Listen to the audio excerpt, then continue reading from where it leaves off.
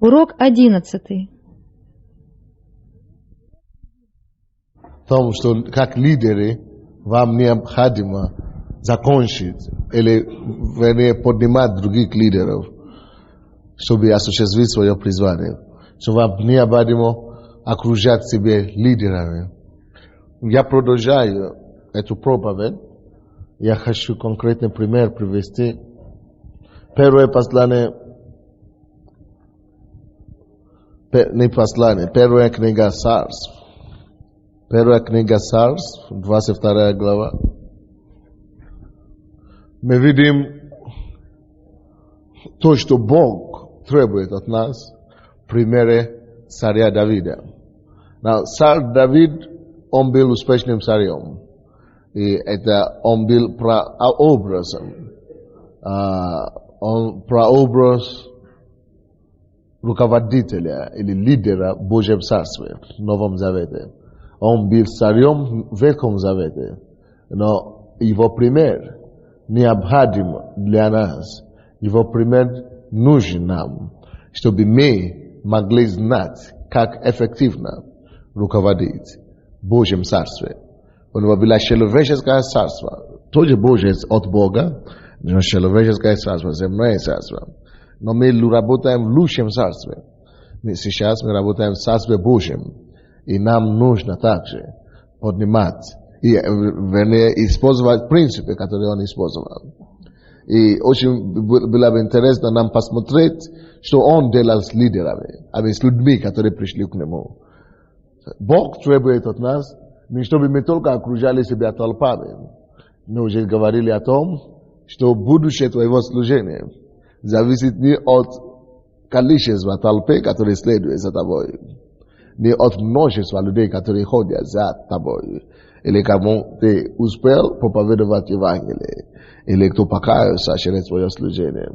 Успех твоего служения зависит от того, сколько лидеров ты смог понять. Не только лидеров, как таково, лучше сказать, зависит от того, сколько ты мог понять, мы говорим воспитателей, не только воспитателей, последователей и преемников. Есть лучшее слово, которое я ищу. Учеников, единомышленников, подвижников, соработников. То есть это успех твоего служения будет зависеть от того, насколько ты смог понять тебе подобных. Это тех, которые останутся, когда толпа разойдется. Только ученики останутся, когда множество уже нет. Остаются только ученики. Конечно, это не обозначает, что эти остальные люди отойдут от Бога. Вовсе нет. Они начнут свои служения какие-то, они перейдут к кому-то другому, они войдут в другие служения, и они будут только существовать, даже не упоминая твое имя или твое служение. Ты развеялся в ветер. Очень важно, чтобы ты сеял себя в кого-то. Очень важно, чтобы то, что в тебе Бог дал, чтобы она была семьей, которая будет расти в других людях. Но когда тебе уже нет, эта семья все равно будет расти в них. Большое, великое деревья. Но это общее. Но в общем-то, на сегодняшний день, для вас, как лидеры домашней группы и так далее, вам необходимо поднимать лидеров, чтобы умножился ваш труд, чтобы умножилось то, что вы делаете, чтобы оно все умножилось, чтобы росло ваше производство. То, что в чем ваше служение, чтобы оно размножилось, вам нужно других людей. Вам нужно воспитать учеников. Так что каким образом мы это делаем? Посмотрим, как делал это Давид. Первый Царств, 22 глава, первые 4 стихи. И вышел Давид оттуда и убежал пещеру Адоламскую. И услышали братья его и весь дом отца его, и пришли к нему туда, и собрались к нему все притесненные, и все должники, и все огорченные душою. И сделался он начальником над ними, и было с ним около 400 человек. Оттуда пошел Давид Масифу, Моавитскую, и сказал царю Моавитскому: пусть отец мой и мать моя пробудут у вас, доколе я не узнаю, что сделает со мне Бог. И привел их к царю Моавитскому, и жили они у него все время, доколе Давид был в одном убежище. Заметьте себе, какие ситуации находился Давид. Это не была самая лучшая ситуация, чтобы воспитывать учеников. Это не была самая лучшая ситуация, где мы можем говорить, что у человека есть спокойное сердце. То есть покой. Это не спокойная остановка вообще. Это не та ситуация, где можно говорить, что обстоятельства способствуют ему. Это не та ситуация, когда все гладко идет. Наоборот. Но даже тогда, когда он сам находился в притеснении, даже тогда, когда ему было тяжелее всех, даже когда у него не было физических и внешних благополучных обстоятельств. У него не было благополучного обстоятельства. У него было, наоборот, противное обстоятельство. У него, наоборот, была ужасная ситуация возле него. Но даже тогда он не терял главное, что Бог ему ложит на сердце. Когда ему было тяжело, другие люди приближали к нему. Приближали к нему не тем, кому было хорошо. Знаете, когда очень часто, когда нам плохо, мы хотим, чтобы кто-то пришел, который сильнее нас, кому лучше нас, который богаче нас, который мог бы понять нас, поднимать нас, поддерживать нас, укрепить нас. Мы всегда надеемся на то, что кто-то придет и избавит нас. Мы всегда надеемся, что кто-то придет и поможет нам. Мы всегда надеемся, что вот сейчас придет какой-то умный дядя и поможет, и подскажет, и даст помощь, даст деньги, даст совет, даст мудрость.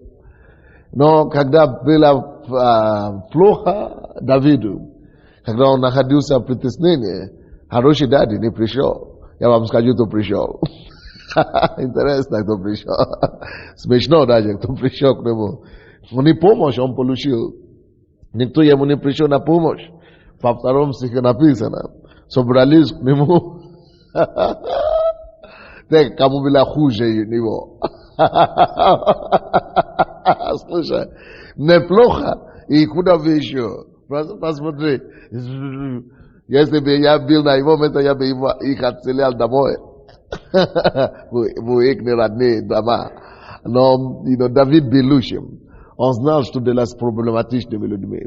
Он знал, что делать с людьми, кого Бог ему поставил. И ставить его над которыми Бог его ставит. Он не говорит, что мне так плохо, я даже не могу жить в доме. Ему так было плохо, насколько было притеснение и гонение на него, что он даже не мог взять с собой отца и матери. Тем более заботиться о них. Он вынужден отвести его даже родных кому-то, чтобы те о них позаботились. Но ему насколько было плохо, что он не мог даже жить с женой или с детьми. Тем более в собственном доме. Тебе еще не настолько плохо, дорогой. У тебя еще есть где жить. Только нет где церковь собираться. Но зато ты где-то собираешь сам.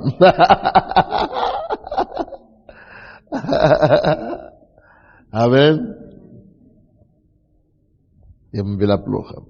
Пришли к нему цари и князья, чтобы ему помочь. Собрались к нему притесненные. Притесненные, должники. Слушай, у меня собственного дома нет. Вы еще и должники привели ко мне. Должников. Слушайте, причем и все. Чем не расплачивать за ваши долги-то? Он менее всего себя кормит, тем более помочь вам рассчитаться за ваши долги, за ваши долги. Не только все должники и все огорченные душою. И он, то есть огорченные душой, это да, душевные больные получается. Боже мой. Он жил в это время в пещере. Я бы сам убежал из пещеры. Я бы нашел другую пещеру. Я бы нашел себе другую пещеру. Так нам кажется иногда, когда какие-то люди приходят в наши домашние группы. Вспомни. Или в нашу церковь, или в наше служение. Вспомни, какие люди пришли к тебе на служение. Похожи на эти ситуации. Что мне делать с этими? Я думаю, сейчас учителя придут. Я думаю, сейчас придут врачи. Я думаю, что сейчас придут инженеры, специалисты какие-то. Или хотя бы студенты. Но посмотри, кто пришел. Бомжи. Алкоголики. Наркоманы.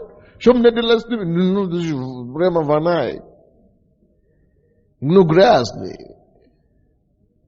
Я представляю себе ваши состояние. Но Давид взял бык за рогами. Или как мы говорим.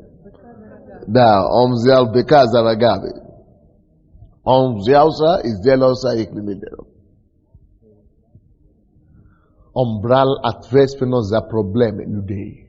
Потому что сделаться их главой, это не просто значит, что он стал крутым. Нет, что? Столько проблем там было представлено, столько стало его проблем. Настолько же умножилось его собственное. Вы поняли, что он взял на себя? Когда ты берешь людей, которые идут к себе, если ты хороший лидер, ты также берешь ответственность за их положение, за их проблем. Не для того, чтобы ты платил их долги за них, а чтобы ты научил их отложить от себя свои долги. И преследовать то призвание, которое Господь имеет для них. Это то, что сделал Давид с этими людьми. Когда была группа куча людей с должники, куча людей с душевными проблемами, он знает, что когда у людей есть душевные проблемы, это значит, они много думали. Это депрессия, это стресс, это всякие вещи. И он начал с ними работать. Но работать над ними не с точки зрения того, что Бог решит их проблему только. Но на первом месте он ставит то, что Бог хочет, то, в кого Бог хочет их превратить. Пастыря и учителя отметьте это и сделайте корректировку, или как мы говорим, в ваших проповедях. Я сам отмечаю себе это сейчас, чтобы сделать исправление, не только мои проповеди, но мои ожидания и мои задачи, которые я ставлю себе, когда я готовлю проповеди. Основное ударение начните делать не на то, что Бог решит их проблемы. Это тоже должно быть, но не основное ударение. Это вторичное. А первичное, основное ударение начните делать на то, к чему Бог призывает их. На то, кого Господь хочет превратить их. Вот как сделать лидеров. Вот как сделать лидеров. Начни учить их о том, что Бог хочет тебя поставить человеком. Бог создал тебя быть кем-то. Начни говорить им о том, что Бог хочет их видеть на твоем месте однажды. Что однажды Бог хочет видеть их пророком. Что однажды Бог создал и вообще привел их, чтобы они стали тем, кем они должны были стать.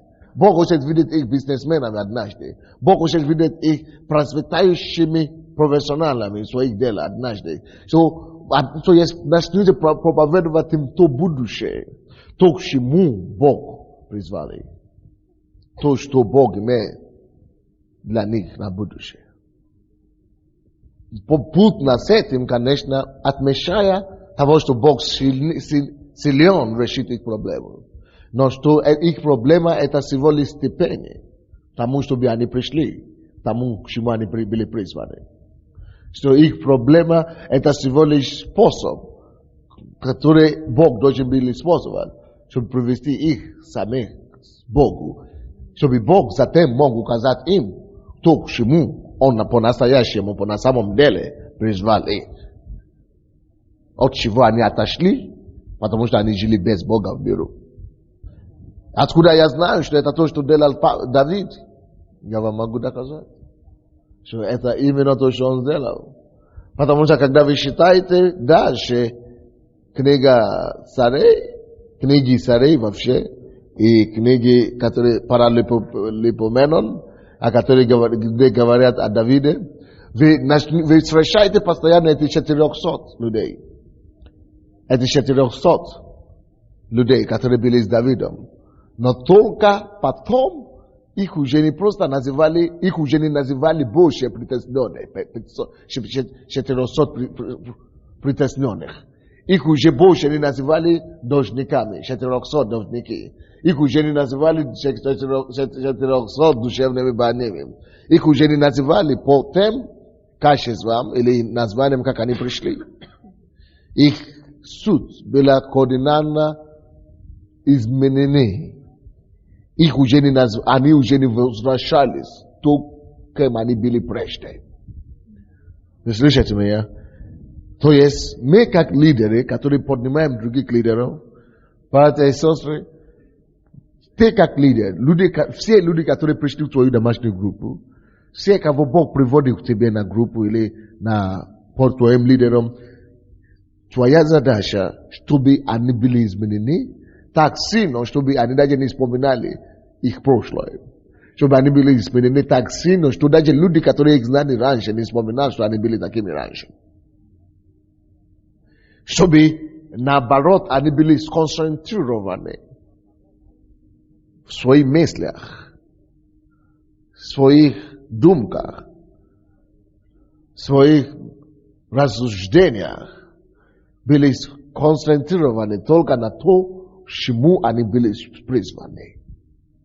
Что они были призваны делать. Дайте им чувство предназначения. Дайте им чувство достоинства. Дайте им чувство призвания. Дайте им чувство принадлежности небесному иерархию. Небесной иерархии. Дайте им чувство важности и нужности. Давид знал, в кого превратить этих людей, которые пришли к нему. Он знал, что он сам призван к чему-то. Он сам призван быть кем-то. И он знал, что эти люди призваны однозначно быть ему помощниками. Он знал, что они были призваны стать сильными. Слушай, всякий человек, кого Бог приводит под твое руководство, под твое начало, призван быть сильным. Все приходят с проблемой, а когда человек приходит с проблемой, он приходит слабый. Если ты загружен проблемами, мне нечего кушать, нечем платить за квартиру, нечем кормить жену и ребенка, ты слабый человек. Человек, который побежден проблемами, он побежденный человек. Он слабый. Человек, который побежден мыслями о суете, о его беспомощности, он беспомощный. Он пораженный. Поэтому наша задача состоит в том, чтобы менять это положение прежде всего. с самого начала. Изменить их мысли о поразительное о себе. Изменить их состояние и дать им другое. Как нам это удастся сделать? Старое прошло. Вот все теперь новое. Неужели ты не видишь? Исайя 43, 18 по 21 стихи. Старое прошло. Вот, я творю новое. Неужели это ты не видишь? Посмотри на себя. Бог творит новое. Он начинает своим духом. Займись Богом, это перейдет на свою душу скоро. Займись хорошо с Богом, это перейдет на оружие скоро. Продолжай с Богом, это повлияет на твое, отразится на твое тело. Продолжай с Богом, это отразится на твою семью скоро. Продолжай с Богом, это отразится на твое окружающее скоро. Все скоро узнают, что с тобой Бог начал что-то делать. Поэтому смотри, неужели ты не видишь, что Бог начал делать? Неужели ты не видишь, что Бог начал что-то новое делать? Неужели ты не можешь заметить, что старое прошло? Неужели ты не можешь видеть, что Он производит, приказывает, чтобы новые вещи произошли? Неужели ты не заметишь, что Он имеет какое-то призвание для тебя высокое? Неужели ты не можешь видеть, что Он написал в Его слове, что этот народ я образовал для твоей славы? Неужели ты не заметил, что и ты тоже есть народ? Неужели ты тоже не понимаешь, что ты тоже человек? Бог создал тебя, чтобы ты был кем-то. Не чтобы ты был ничтожным, не чтобы ты был потерянным. Очень часто, когда я проповедую вот так в церкви, люди думают, что я просто хочу ободрять людей, или просто хочу проповедовать. Нет, я имею силу. Вот почему я говорю, что вы проповедники, когда вы считаете проповедь, вы не просто считаете оружие проповеди, имейте цель, что вы ожидаете. Кого вы хотите превратить этих людей? Короче, я вам скажу, у Давида это удалось. У него это получилось. Второе, теперь книга Царств. Вторая книга Царств, 23 глава. Посмотрите концовку этой истории. Вторая глава, 23 глава, 8 по 23 стихи.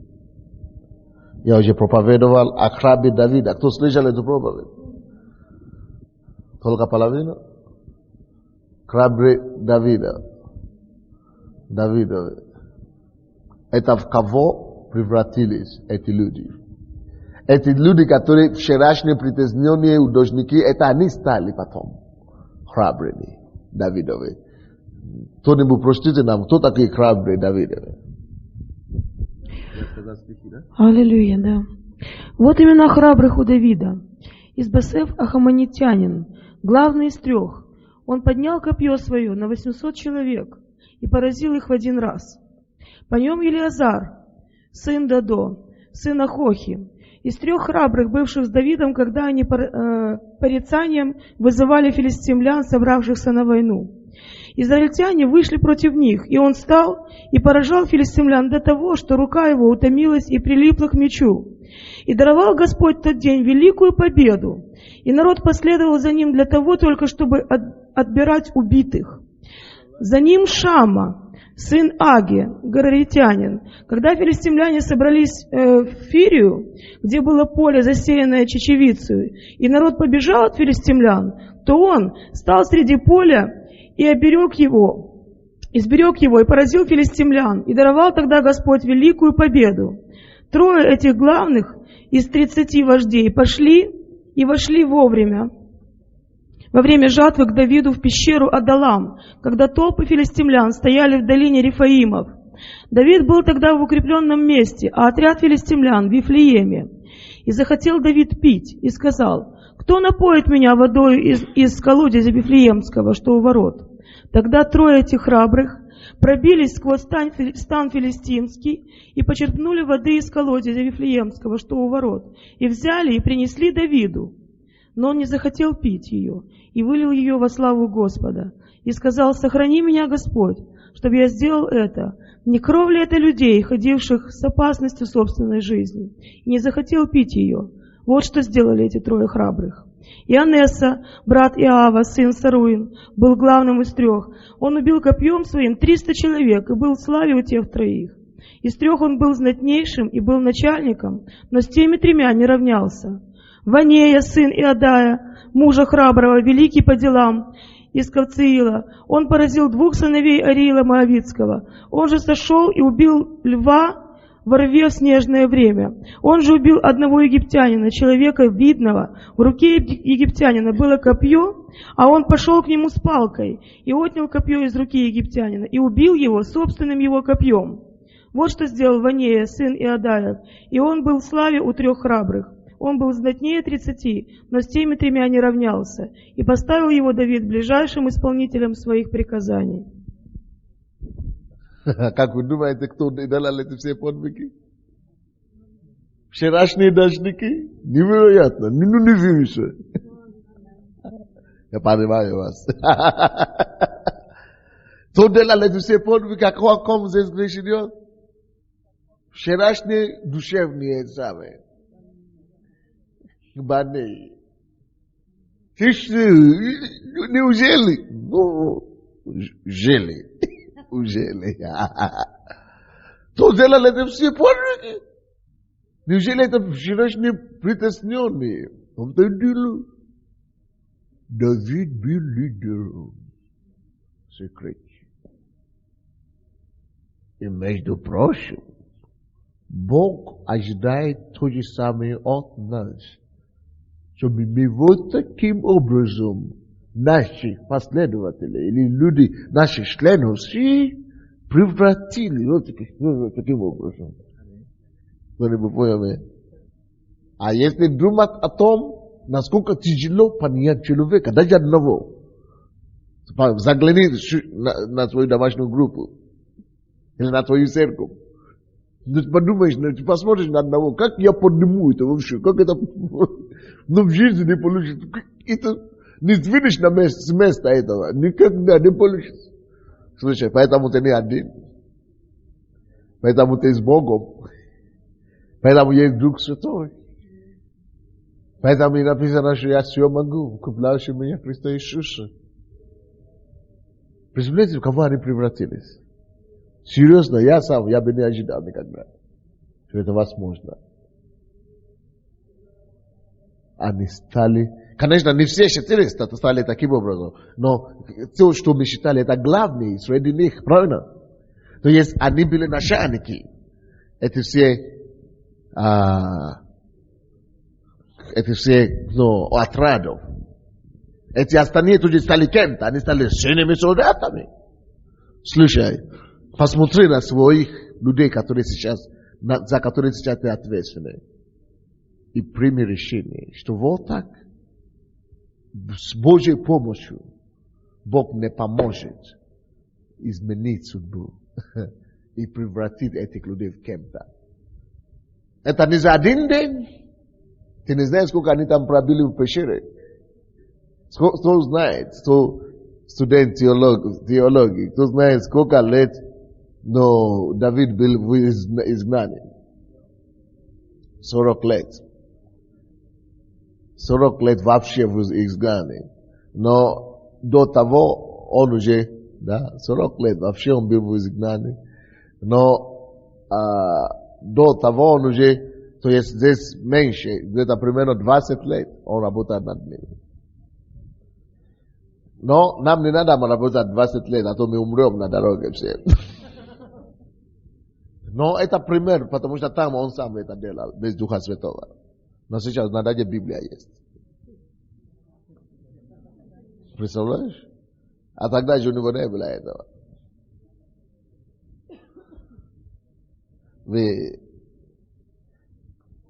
заметили эту разницу? Поэтому, братья и сестры, ничего нет невозможного с Богом. Все люди, которые приходят, ну-ка вспомни себя, как ты пришел, в каком состоянии. Если я помню хорошо, по-моему, ты пришел только, чтобы тебе как-то стало легче. Кто-нибудь помнит? Точно, да? Правильно. Кто-нибудь помнит, каким он пришел? Чтобы тебе стало легче, тем более, несмотря уже о том, чтобы стать кем-то. Ты думаешь о том, чтобы стать? Вещь надо, а вообще остаться или побыстрее умереть. Кемасака марамус соколабасая. Но Бог, который превращает слабого в сильного. Бог, который укрепляет немощных. Бамбасакая. Бог, который дает надежду безнадежным. О, мосом бабабабасинды. Бог, который превращает безнадежных могущественных. Бог, который изменяет притесненных и сделает их лидерами. Бог, Иисус, который способен превратить душевными больных в лидерами, отрядами и сильными, могущественными воинами и мужьями. Это Бог с тобой, чтобы помочь тебе утвердиться и осуществить то, к чему Он тебя призвал. Бог, который все может. Бог, который определяет судьбу не только человека, но и народа, и континента. Он силен, чтобы быть с тобою, если ты только готов идти с Ним, содействовать с Ним, взаимодействовать с Ним. Если Давид мог это делать в Ветхом Завете, Масака, марака, масака, марама, ланцая. Беда наша в том, что мы не знаем, куда мы идем. Мы не знаем, что от нас требуется. Мы не знаем, что Бог хочет, чтобы мы делали. Мы не знаем, что делать с людьми, которые идут к нам. Мы просто делаем один кружок мы делаем. Мы ходим по мукам, по кругам. Только делаем какие-то религиозные дела. Нужно читать проповеди, мы читаем проповеди. Нужно петь, мы поем. Прыгать, мы прыгаем. Без цели, без конкретной задачи, без не зная знать сердца Бога, призвание Божие, требование Бога, ожидание Бога от нас. Поэтому и не получается. Если бы мы знали сердца Бога, мы бы не хотели терять от одного, кого Бог приводит к нам. Если мы задумаемся о том, кем они могли бы стать. Если бы мы знали то, какие планы Бог имеет относительно каждой души, то мы бы молились, мы бы постились, мы бы плакали, мы бы рыдали, как Павел, который сказал: я не прекращаю день и ночью 3 дня молиться, пить, просить, учить о вас со слезами день и ночь. Потому что он знал, кого могли бы превратиться эти люди. Он знал, кого Бог хотел бы их видеть через какое-то время. Поэтому Бог доверяет этих в наших руках. Не чтобы мы разбивали их, чтобы мы разогнали их, не чтобы мы топтали их, били их и уничтожали их. Не чтобы мы просто, совратили их с пути истины, грешат с ними, потому что когда нету цели у народа, народ начинает заблуждаться, делать что угодно. Написано, когда в Израиле не было судей, в те дни не было в Израиле судей и царей. И народ сделал, каждый делал по-своему, как то, что он считал правильно. Когда нету водительства, когда нету руководства, когда нету ведения, когда нету цели, народ начинает делать то, что ему хочется. То, что каждый думает себе правильно. Вы слушаете меня? Поэтому вы ходите на эти курсы, чтобы вы не стали такими, как люди, которые умерли в пустыне. Поэтому вы ходите в эти курсы, чтобы вы могли стать такими лидерами, которые Бог хочет, чтобы вы стали. Поэтому вы ходите на эти лекции, чтобы вы могли иметь сердце Давида. Поэтому вы ходите сюда, чтобы вы могли превращать и дать предназначение, и дать сил, и дать исполнение судьбы людям, кого Бог приводит на ваш путь. На ваш путь. И поэтому я часто повторяю, и часто говорю, что моя самая большая мечта, как пастор, это то, что Бог уже вложил в меня, помазание, которое Он мне дал, чтобы оно перешло на тему, которую Бог мне дает. Это одна. Вторая, это то, чтобы каждый человек, который возле меня, мог исполнить то, к чему Бог его призвал. Вы когда-нибудь слышали, чтобы я говорил такие вещи? Я постоянно это повторяю. Потому что Бог их мне не дал, чтобы они просто мне составили хорошую команду, и чтобы я хвастался и говорил, что у меня такая большая церковь. Бог их мне не дал, чтобы я сказал, посмотрите, сколько у меня того, сколько у меня того, сколько у меня того и другого. Бог мне не позвал построить свое царство, Он позвал меня построить Его царство. Это не ради меня, Он призвал их ради Его, ради Него, ради самого Он спас их. Поэтому у меня нет времени терять, у меня нет времени просто делать какими-то маленькими шуточными вещами. Я знаю, куда я иду, я знаю, к чему я призван. И я обязан послушаться полководцу, генералу, командующему. И каждый из нас так же. Каждый из нас так же. Поэтому мы проводим эти уроки. Поэтому мы молимся, чтобы получилось, чтобы люди ходили. Люди не ходят, у нас здесь, наверное, человек 50. Но даже если получится у человека 10, не только прослушать лекции, но действительно получится то, что я думал в моем сердце, чтобы они превратились в то, чего я вижу, то, конечно же, не только мы не останемся такими же, и много тысяч людей не останутся такими же. Бог их изменит. И мир изменится благодаря тому, что мы стали такими, которые Бог уже, чтобы мы стали. Наш мир, наше поколение изменится благодаря тому, что мы послушались Богу и нашли свое предназначение. Лидеры не призваны жить ради себя. Лидеры призваны жить ради своего поколения. Напиши себе это, если ты не знал. Лидеры призваны не только чтобы изменить свою жизнь, но чтобы изменить нации и время, которое они живут. Слушай, каким-то образом будешь ли ты участвовать в том, чтобы менять свое поколение или нет? Будешь ли ты участвовать в том, чтобы изменить твой город, твою страну, твой род, твою семью, твой дом или нет?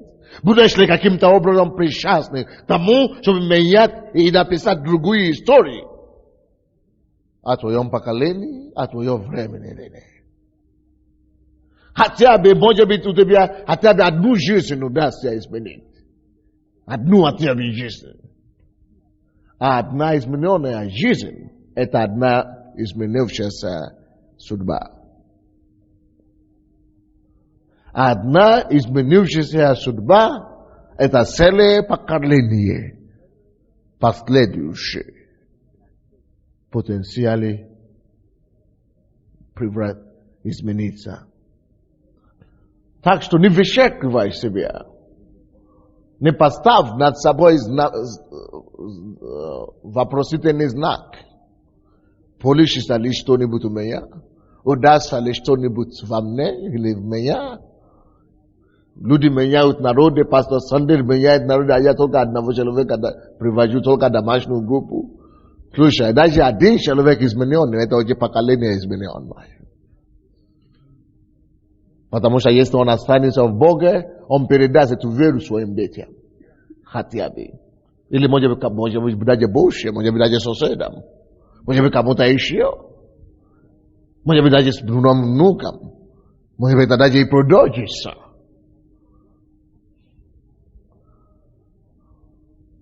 Поэтому важно, чтобы мы как лидеры научились служить не просто лидерам, а не только толпе. Важно, чтобы мы научились превращать толпу мужей Божьих лидеров, помазанника, ученика. Поэтому, братья и сестры, ты как лидер или как лидер служения, твои помощники или сподвижники определят, насколько длится твое служение. Определят расстояние или долготы твоего служения. То, кого ты поднимешь. Допустим, Рома, Стан, ты музыкант. Хорошо, когда ты сам работаешь, допустим, и ведешь группу или поешь. Но если ты уйдешь, и тебя не будет, люди могут петь твои песни, но они могут забить туда, где научили петь. Но если ты поднимешь еще одного или два молодых клавишников, даже когда ты уйдешь, они останутся. Они будут живыми продолжителями твоего дела. Это пример. То же самое с проповедником, то же самое с учителем, то же самое с лидером. Вы поняли, что я имею в виду? Что твои, кого ты поднимешь, твоих лидеров, твои, как я сказал, твоих учеников, твои ученики, сподвижники, кого ты поднимешь, определить долготы твоего призвания, долготы твоего служения. Как мы говорим об этом, долговечности, или как мы говорим? Продолжительности, или долговечности твоего служения, твоего призвания. Так что тем больше ты поднимаешь лидеров, продолжителей, тем дольше распространяется твоего призвания. Братья, я хочу верить Богу, что Бог мне поможет. Что это служение, которое Он мне доверяет вести и руководить, она дотянется до пришествия Иисуса Христа. Даже если Иисус придет через еще 2000 лет. Я хочу верить в это. Конечно, мы все уже умрем до того времени. Но я хочу верить, что и мы передадим кому-то. И эти передадут кому-то. Благодаря тому, что Павел был верный, поэтому Евангелие, даже и не только Павел, 12 учеников, благодаря тому, что они были верными, Евангелие дошло до нас сегодня. Поэтому я хочу верить, что маленькое дело, которое мы делаем сегодня, я хочу верить, что оно дойдет не только до 10 лет или до 100 лет, но до пришествия Иисуса. Это к чему я веду. Поэтому я смотрю в конце моего служения, и не только в конце моего служения. Я смотрю гораздо дальше, дорогие. И я думаю, что ты должен настроен вот так, чтобы твое служение не прекратилось при твоей жизни.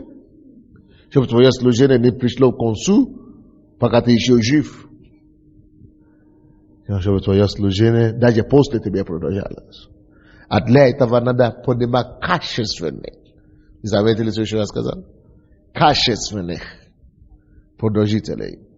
Довериться Богу и исполнить того, что ты учил, того, что ты передал им, до точности каждого последнего слова. И добавить к этому, и развивать отсюда дальше.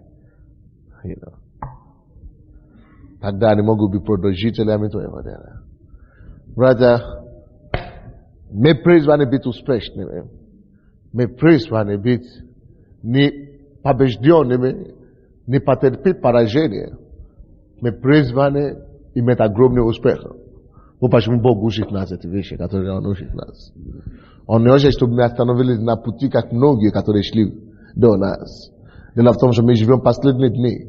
Бог хочет, чтобы слава последнего дня, пробуждение последнего дня, лидеры, кого Он поднимает последние дни, были сильнее, чем те, которые были в начале. Мы видели их ошибки, мы видели, как они шли. Сейчас мы должны так идти, чтобы не совершать те ошибки, которые они совершали. Вы понимаете? Поэтому очень Бог уделяет время тому, чтобы поднимать сильных лидеров, сильных деятелей. К чему я веду? Я этим самым хочу сказать, что для того, чтобы поднимать, с вас я уже говорил в прошлый раз, что с неба не падают лидеры хорошие. Люди не превращаются в великих мужей Давида за один день или просто так. Нужно трудиться над ними. Нужно трудиться над людьми. Нужно работать с людьми. Допустим, сестра София пришла ко мне из неверующей в церковь. Через год она стала хорошей евангелистом, который может рассказывать об Иисусе. Призывает людей к Богу. Я это ценю и благодарю Господа за это. Но где-то внутри я как лидер вижу, что у нее еще есть раздражение, у нее еще есть гордость, у нее еще есть, допустим, хвастовство. Я знаю, что она еще не стала великим мужем Давидом. Так? Но вроде бы она уже что-то делает. Она уже приводит людей к Богу, она уже евангелизирует. Что мне делать, чтобы она стала такой, к чему она призвана, который я хочу ее видеть? Она уже знает, что нужно спасать людей. Я меньше проповедую теперь об этом. Я теперь начинаю проповедовать больше о тех вещах, которые ей еще надо еще приобрести. Допустим, оплодать духа, долготерпение, любовь, что еще там? Благость, радость, смирение. Я начинаю учить об этих вещах. А потом я вижу, что она уже стала добрая, любящая. Но я вижу, что у нее не хватает помазания, силы внутреннего человека. Что я делаю? Я начинаю учить о молитве, о том, что нужно провести время с Богом, о том, что нужно поститься, о том, что нужно провести время со Словом, о том, что нужно напитаться, надо впитывать присутствие Божие, о том, что надо взревать на лицо Иисуса, о том, что нужно пробивать в Его присутствии. Вот это все потом превращает ее со временем того человека, кого она должна быть. То есть не получится, чтобы за один раз я сказал, что она уже так проповедует, что она уже совершенна. Даже если я тебе делаю комплимент, это не значит, что ты уже пришел, или пришла, или что ты уже совершенна. Я просто делаю комплимент в отношении того, что ты уже достиг. Есть массу других направлений, на чем я еще должен работать. И это так. Бог работает со всеми нами тоже. Кто-то смотрит на меня сейчас и думает, пастор, у нас такой сильный пастор. А Бог смотрит на меня и говорит, младенец, чем он занимается? И Бог мне может доверять только настолько я сегодняшний день готов. Чему я готов? Что я могу нести? Почему Бог мне не дает 10 тысяч человек? Он говорит, что я еще не дорос. Он знает, что я еще не дорос. Вы думаете, что я не расту? Вы думаете, что я здесь шучу вас? Я крутой такой? Нет. Это просто в том, что мы в разных планках стоим. Я больше знаю. Естественно. Потому что я ваш пастор. Я недоволен моему росту, моему стандарту, но я недоволен вашему тоже еще больше. Потому что вы еще не стали такой, как я. Когда я буду рад, если я увижу, что, допустим, я всегда говорю, это моя мечта, чтобы я был здесь, в Королево, И чтобы я знал, что тот же самый эффект, который я здесь создаю и произвожу, создается на Троещине, создается в Божиговке, создается в Московском районе. То есть, не важно, кто там. Это пастор Санде, или пастор Топе, или пастор Давид, или пастор Володя, или пастор, Самуил, или не важно кто. Что это помазание то же самое действует во всех точках. Одинаково. Вот тогда я буду, амин. Теперь я могу ехать в Китай или куда угодно. Но это не будет за один год. Это не будет за один день. Поэтому у нас должны быть такие учения. У нас должно быть место, где мы работаем, простираем, или как теремся, или как мы говорим. Не простираемся. Да, притираемся. Притираемся. Я вижу какие-то уголочки там. Это каменотесы. Да, мы притираемся. Притираемся, чтобы эти острые угли стали мягкие такие, интересные такие. Амин. И притираться, это нормально иногда. Амин. И чтобы мы могли ощущаться, и круглаться иногда. Или как? Устроять. Так что требует от лидера, чтобы он уделял, если вы лидер или руководитель служения, то, что требуется от вас прежде всего, уделять максимальное время своим лидерам. Найди, как хочешь, найди время, чтобы уделять им. Если ты лидер домашней группы, найди возможности видеть своих людей, кого ты хочешь поставить лидерами не только по домашним дням, домашним группам дням, или по средам, или когда у вас, или по вторникам, по дням домашних групп. Если ты, хорошо, ты можешь всех видеть по вторникам, но если кого-то из них есть, кто-нибудь из них, кого ты хочешь поставить лидером, види его почаще, пожалуйста. Разговаривай с ним почаще, пожалуйста. Организуй какую-то систематичную, структуры учения или учебы им, чтобы поднимать их, чтобы утвердить их, чтобы постоянно усовершенствовать их, постоянно поднимать их уровень, постоянно планку поднимать для них. Именно таким образом ты можешь получить такой результат, который Давид получил. Без этого не получается сильные мужи Давида. 2 Тимофей 2:2. Вы очень хорошо знаете то, что там. Я знаю, я проповедовал об этом на лидерском прошлый раз. 2 Тимофей 2:2. И что слышал, это вы помните, кто говорит здесь? Это Павел здесь говорит. И что слышал от меня при многих свидетелях, то передай верным людям, которые были беспособны и других научить. То, что ты слышал от меня, при многих свидетелях. Братья и сестры, кто-нибудь слышит меня здесь сегодня? Я вам скажу, что я ожидаю от вас. И не только, что я ожидаю от вас. То, что Бог ожидает от вас. Иди сюда, сестра. Вы очень любезны. Она представляет вас, все, которые слышат меня, эти уроки. То, что ты слышал от меня, то передай верным людям. Людям, не одного, получается. Иди сюда. И ты. Почему ты решил отсюда? Можно было там. Какой хороший, да? Нет, она там, с той стороны, это я ей передал. А потом она будет тебе и ей. То есть, то, что ты слышала от меня, ты призвана не сохранить их в себе. Или держать их в своих конспектах. Или в своих знаниях. То, что ты слышишь от меня, и это относится ко всем вам. Ты призван, что сделать с ними? Я не слышу.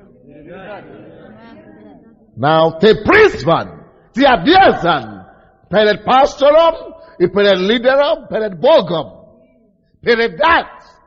Найди способы, чтобы передать им. Найди, кому передать это твои проблемы. найди кому передать, найди как передать им. Найди, какими структурами, какими личными днями, которые ты будешь тратить. Найди личными времени какие-то, которые ты будешь тратить с ними. Если ты слышишь что-то от меня, и ты передаешь кому-то, ты деградирующий, как вы говорите? Ты деградирующий лидер. Ты деградирующий лидер. Потому что если ты не передаешь то, что ты принимаешь от меня, откуда ты, получая за то, что я даю, не получает продолжение, понимаешь? Не получает продолжение, не растет. Это умирает в тебе, получается. Но это ни к чему мы призваны. Мы призваны передать. Слушай, надо не просто пустую передать. Когда ты передаешь кому-то, быть уверен, уверяйся, что ты передаешь не просто кому попалось. Что ты передаешь, найди верным. Ты должен найти из людей, которые ходят в церковь. Из множества людей. Из сотни, из тысячи. Но хотя бы одного-два будут верны. То, молодец. Хороший вопрос. Поэтому работай над ними. Общайся с своими людьми. Дай им маленькие работы. Если они выполнят маленькие работы, ты можешь полагаться над ними, на них, чтобы поручить им еще больше работы. Понял? Правильно. Сколько вы ходите в церковь? Молодец. Я понял, почему он задал этот вопрос. Поэтому я его не ругал. Я знал, что он, наверное, недавно. Амин. То есть, находи верных людей. Он задал хороший вопрос. Как находить верных? В том-то и проблема. Это очень хорошо. Библия говорит, кто будет верным малым, станет верным большим. Находи людей, дай им какие-то маленькие задачи. Они не сделали, поправляй их. Опять не сделали, поправляй их. Опять не сделали, хорошо. Замолчи, иди в другое направление.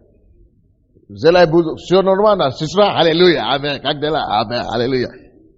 Но найди другого. Попробуй на него. Дай ему один раз, второй раз, третий раз. Если на второй раз он сделает, это верный. По крайней мере, вернее, чем тот. Вы слышите меня? Поэтому говорите, то, что вы слышали от меня, не позвольте это умереть у вас. Ведь это же беда нашего поколения.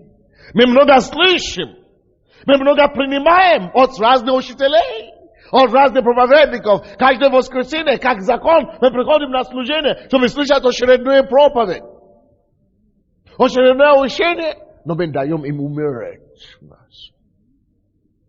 То, что ты получаешь от лидера, от Бога, от помазанника, не должно умереть. Оно не должно иметь, оно должно, вернее, иметь продолжение. И то же самое, что я делал сегодня. Почему не вся церковь здесь? Вы, конечно, знаете, что в церкви я учу маленький фрагментчик. Фрагментчики. Но здесь я выкладываюсь. И я стараюсь найти верных.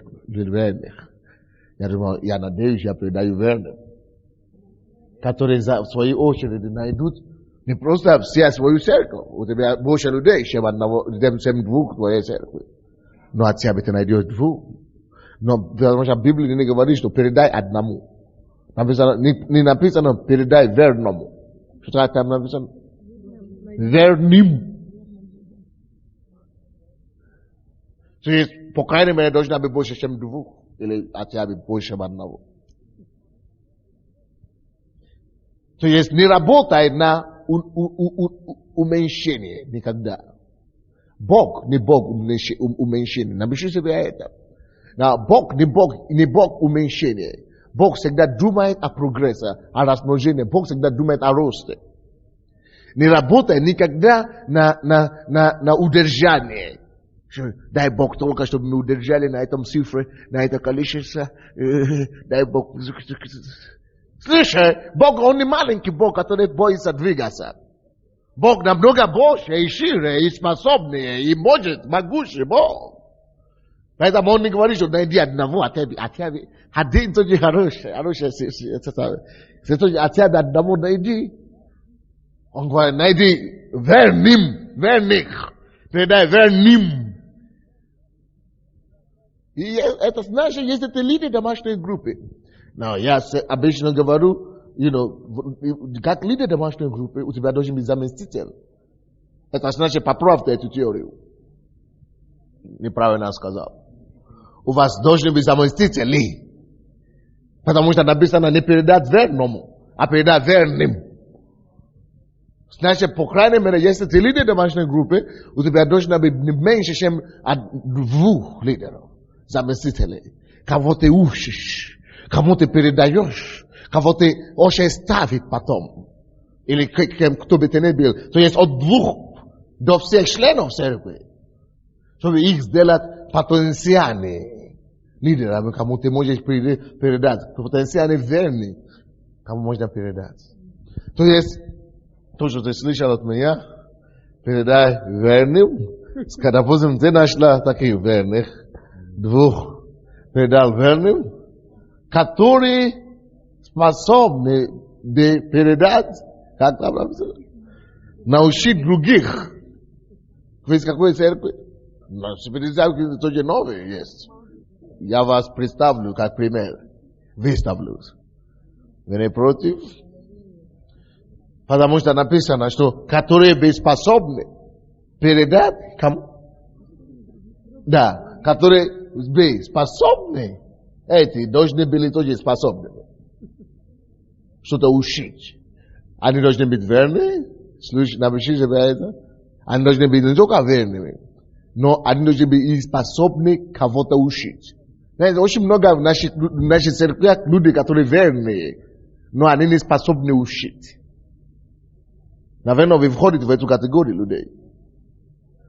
Ты все выполняешь, что пастор не сказал, что лидер бы не сказал, ты выполняешь, но ты не способный учить кого-то. Бог говорит, что найди таких людей, которые не только верны, но и способны будут быть, чтобы они потом были тоже способны учить, кому-то что-то рассказать, кому-то что-то передать. А для этого тебя тоже требует над ними поработать, чтобы они знали, как учить, как проповедовать, как рассказать слово и так далее. Так что, которые были бы способны других, это значит тоже больше, чем одного.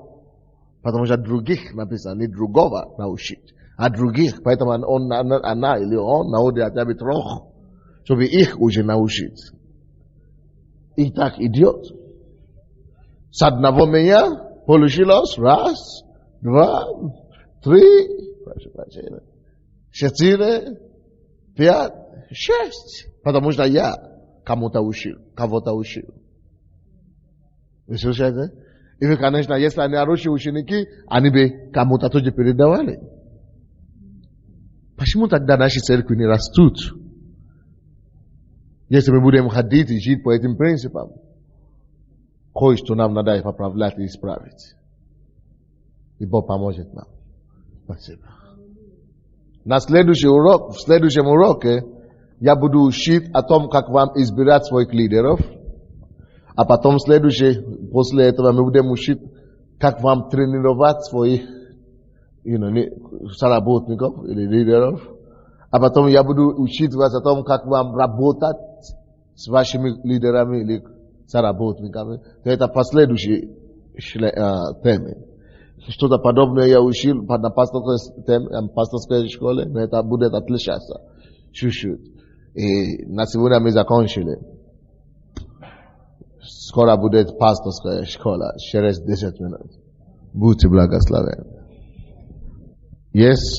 Давайте встанем. Скажи, чтобы Бог тебе помог быть лидером, нормальным. Таким, который нужно быть. Чтобы ты мог поднимать других лидеров.